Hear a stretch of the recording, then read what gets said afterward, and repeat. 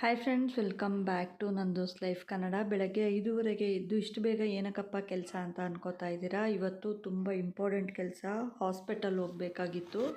So ಈಗ ನಾನು ಮನೆ ಒರೆಸೋದಕ್ಕೆ ಸ್ವಲ್ಪ ನಾವು ಯೂಸ್ ಮಾಡೋವಂಥ ಪೌಡರು, ಉಪ್ಪು, ಸ್ವಲ್ಪ ಸೋಡಾ ಹಾಕಿ ಮನೆಯೆಲ್ಲ ನೀಟಾಗಿ ಒರೆಸ್ಕೊಂಬರೋಣ. ಯಾಕಂದರೆ ಮನೆಯಲ್ಲಿ ಜಿರಳೆ, ಇರುವೆ, ಹಾಗೆ ಸಣ್ಣ ಸಣ್ಣ ಹುಳ ಕೂಡ ಓಡಾಡ್ತಾ ಇರುತ್ತೆ. ಅದು ಕೂಡ ಓಡಾಡೋದಿಲ್ಲ. ಮಾಫಲ್ಲಿ ಒರೆಸ್ಬೋದು, ನನ್ನ ಕೈಯಲ್ಲೇ ಒರೆಸೋದು.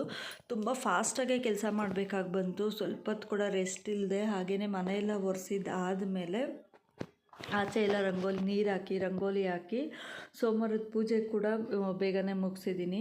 ಯಾಕೆ ಅಂದರೆ ನಾನು ಹಾಸ್ಪಿಟಲ್ ಹೋಗಬೇಕಾಗಿತ್ತು ಅಮ್ಮನ ಕರ್ಕೊಂಡು. Urine bladder last time surgery ಆಗಿತ್ತು. ಸೊ ಇವತ್ತು ಚೆಕಪ್ ಕೂಡ ಇತ್ತು. ಫ್ರೆಂಡ್ಸ್, ಯಾರೆಲ್ಲ ಫಸ್ಟ್ ಟೈಮ್ ನನ್ನ ಚಾನಲ್ ನೋಡ್ತಿದ್ದೀರಾ ಪ್ಲೀಸ್ ಸಬ್ಸ್ಕ್ರೈಬ್ ಮಾಡ್ಕೊಳ್ಳಿ. ಹಾಗೆ ಪಕ್ಕದಲ್ಲಿರೋ ಬೆಲ್ ಬಟನ್ನ ಕ್ಲಿಕ್ ಮಾಡಿ ನಾನು ಹಾಕೋಂಥ ವೀಡಿಯೋಸ್ ನಿಮಗೆ ಬರುತ್ತೆ. ಈಗ ದೇವ್ರ ಮನೆ ಕ್ಲೀನ್ ಮಾಡಬೇಕಾಗಿತ್ತು. ಸೊ ಬೇಗ ಎಲ್ಲ ಮಾಡೋಣ ಅಂತ ಹೇಳಿ ನಾವು ಹೋಟೆಲ್ಗೆ ನೆನ್ನೆ ಸ್ವಲ್ಪ ದೋಸೆ ಇಟ್ಟು, ಚಟ್ನಿ, ಕೊಬ್ಬರಿ ಎಲ್ಲನೂ ಇತ್ತು.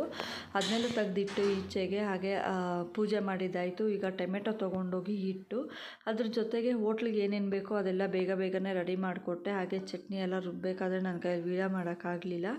ಯಾಕೆಂದರೆ ತುಂಬ ಕೆಲಸ ಇದ್ದಿದ್ದರಿಂದ ವೀಡಿಯೋ ಮಾಡೋದಕ್ಕೆ ಆಗಲಿಲ್ಲ. ವೀಡಿಯೋ ಮಾಡಿಕೊಂಡು ನಿಂತ್ಕೊಂಡ್ರೆ ನಾನು ಹಾಸ್ಪಿಟಲ್ 8:30ಗೆಲ್ಲ ಹೋಗೋಕ್ಕಾಗೋದಿಲ್ಲ ಅಂತ ಹೇಳಿಬಿಟ್ಟು ಮಾಡಿರಲಿಲ್ಲ. ಇಲ್ಲಿ ಇವಾಗೆಲ್ಲ ರೆಡಿ ಮಾಡಿಕೊಟ್ಬಿಟ್ಟು ಹೋಟೆಲ್ ಜೋಡಿಸ್ಬಿಟ್ಟು ಬಂದು ಚಪಾತಿ ಮಾಡಿ, ಹಾಗಲಕಾಯಿ ಪಲ್ಯ ಮಾಡಿ, ಬೇಳೆ ಸಾರು ಮಾಡಿ, ಮುದ್ದೆ ಮಾಡಿ, ಬಾಕ್ಸ್ಗೆಲ್ಲದಕ್ಕೂ ಹಾಕ್ಕೊಂಡು ಅನ್ನ ಮಾಡಿ ಬಾಕ್ಸ್ಗೆಲ್ಲದಕ್ಕೂ ಹಾಕಿ ರೆಡಿ ಮಾಡಿ ಇಟ್ಕೊಂಡೆ. ರೆಡಿ ಮಾಡಿದ್ದಾದಮೇಲೆ ಬ್ಯಾಗ್ ಕೂಡ ರೆಡಿ ಆಯಿತು, ಕ್ಯಾಬ್ ಕೂಡ ಬುಕ್ ಆಯಿತು. ಹಾಗೆ ಹೋಗ್ತಾ ಮುಂದೆ ಹೋಗಿ ಇದರಲ್ಲಿ ಕಾರಲ್ಲಿ ಅವ್ರಿಗೆ ತಿನ್ನಿಸೋಣ, ಟ್ಯಾಬ್ಲೆಟ್ಸ್ ಕೂಡ ಕೊಡಬೇಕಾಗಿತ್ತು ಅಂತ ಹೇಳಿ ರೆಡಿ ಮಾಡ್ಕೊಂಡು ಹೊರಟ್ವಿ.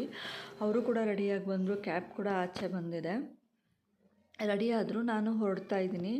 ಸೊ ಕಾರಲ್ಲಿ ಕೂತ್ಕೊಂಡಿದ್ವಿ. ತುಂಬ ದೂರ ನಾವು ಹೋಗಿರಲಿಲ್ಲ, ಹತ್ರದಲ್ಲೇ ಇದ್ವಿ. ಹಾಗೆ ಅಮ್ಮಗೆ ನಾನು ಟಿಫನ್ ಕೂಡ ಕೊಟ್ಟೆ.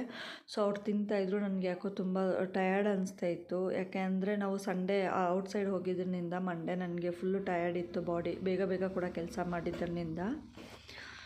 ಹಾಯ್ ಫ್ರೆಂಡ್ಸ್, ಬೆಳಗ್ಗೆ ಅಷ್ಟು ಫಾಸ್ಟಾಗಿ ಕೆಲಸ ಬೇಗ ಮುಗಿಸಿ ಟಿಫನ್ ಮಾಡಿಕೊಂಡು ಬಾಕ್ಸ್ಗೆ ಊಟ ಎಲ್ಲ ಹಾಕ್ಕೊಂಡು ಏನಕ್ಕೆ ಹೋಗಿದ್ದಪ್ಪ ಅಂದರೆ ಸೆಂಟ್ ಫಿಲೋಮಿನಾ ಹಾಸ್ಪಿಟಲ್ ಹೋಗಬೇಕಾಗಿತ್ತು. ಅತ್ತೆಗೆ ತುಂಬ ಹುಷಾರಿರಲಿಲ್ಲ. ಅಂದರೆ ಯೂರಿನ್ ಬ್ಲಾಡರ್ ಮತ್ತೆ ಕ್ಲೋಸ್ ಆಗ್ತಾಯಿತ್ತು.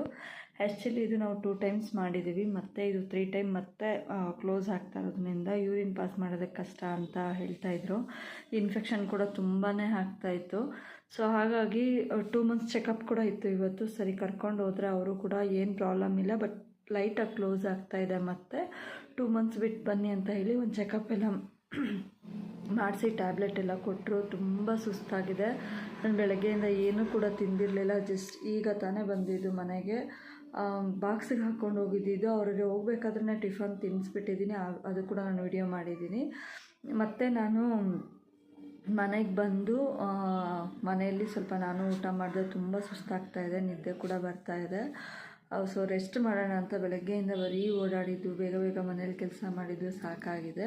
ಹಾಗೆ ಇನ್ನೊಂದೇನಪ್ಪ ಅಂದರೆ ಹೆಣ್ಮಕ್ಳು ಎಲ್ಲರಿಗೂ ಹೇಳಬೇಕು ಅಂದರೆ ಏನೇ ಕೆಲಸ ಮಾಡಿದ್ರು ಎಲ್ಲರಿಗಿನ ಎತ್ತರಕ್ಕೆ ಬೆಳೆಯೋದಕ್ಕೆ ಟ್ರೈ ಮಾಡಿ. ಯಾಕೆ ಅಂದರೆ ತುಂಬ ಜನ ತುಳಿಯೋರು ಇರ್ತಾರೆ. ನಾವು ತುಂಬ ಚೀಪಾಗಿರ್ತೀವಿ. ಅಂದರೆ ನಮ್ಮನ್ನು ನೋಡೋ ಲೆವೆಲ್ಲೇ ಬೇರೆ ಆಗಿರುತ್ತೆ. ನಾವೆಷ್ಟೇ ಮನೆಯಲ್ಲಿ ಯಾರನ್ನೇ ಹೇಗೆ ನೋಡಿಕೊಂಡ್ರು, ಅತ್ತೆ ಮಾವನ್ನ ಚೆನ್ನಾಗಿ ನೋಡಿಕೊಂಡ್ರು, ಅಪ್ಪ ಅಮ್ಮ ಮಕ್ಕಳನ್ನ ಚೆನ್ನಾಗಿ ನೋಡಿಕೊಂಡ್ರು, ಆದರೆ ಗಂಡಂದರು ನಮ್ಮನ್ನು ತುಳಿಯೋ ಸ್ಟೇಜಲ್ಲಿ ತುಳಿತಾರೆ. ನಮ್ಮ ಅಪ್ಪ ಅಮ್ಮ ಏನಾದರೂ ಕರೆಕ್ಟಾಗಿಲ್ಲ ಅಂದರೆ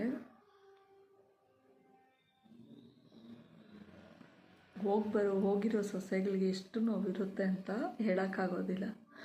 ಯಾಕಪ್ಪ ಅಂದರೆ ನಮ್ಮಮ್ಮ ಅಪ್ಪ ಮಾಡಿದ ತಪ್ಪಿಗೆ ನಾನು ಅನುಭವಿಸ್ತಾ ಇದ್ದೀನಿ. ನನ್ನ ಎಲ್ಗೂ ಹೋಗೋಂಗಿಲ್ಲ, ಬರೋಂಗಿಲ್ಲ. ಏನಾದರೂ ಮಾತಾಡಿದ್ರೆ ನನ್ನ ಮಗಳಿಗೆ ಯಾರಿದ್ದಾರೆ ಅಂತೇಳಿ ಚುಚ್ಚಿ ಅಂತಾರೆ. ಅವ್ರಿಗೆ ಗೊತ್ತಿಲ್ಲ ನಾವು ಒಂದು ಹೆಣ್ಮಕ್ಳು ಅಲ್ವಾ, ನಮಗೂ ನೋವಿರುತ್ತೆ ಅಲ್ವಾ, ನಾವು ಕಷ್ಟದಲ್ಲೇ ಇರ್ತೀವಲ್ವ. ನಾವು ನಮ್ಮ ಅಪ್ಪ ಅಮ್ಮನ್ನ ಬಿಟ್ಟು ನಮಗೂ ಎಷ್ಟು ನೋವಿರುತ್ತೆ ಅಲ್ವಾ, ಅದು ಅವ್ರು ಅರ್ಥ ಮಾಡ್ಕೊಳ್ಳೋದಿಲ್ಲ. ನಾನೆಲ್ಲ ಅಪ್ಪ ಅಮ್ಮನಿಗೂ ಕೇಳ್ಕೊತೀನಿ, ಪ್ಲೀಸ್ ಹೆಣ್ಮಕ್ಳಿದ್ರೆ ದಯವಿಟ್ಟು ಯಾರೂ ಬೇರೆ ಆಗಬೇಡಿ.